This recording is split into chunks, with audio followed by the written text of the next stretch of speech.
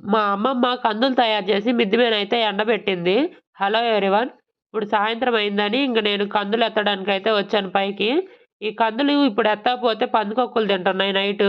మళ్ళీ రేపు ఉదయం తీసుకొచ్చి మళ్ళా ఎండబెట్టాలి. ఇది ఇంకా పొట్టయితే పక్కకు జరగపెట్టలేదు. ఇంక అందువల్ల ఎక్కువగా దుమ్ము దుమ్ముగా ఉన్నాయి. ఇంక ఇవి మొత్తం పొట్టు చెరిగితే 10 కేజీల కందులైతే అవుతాయి.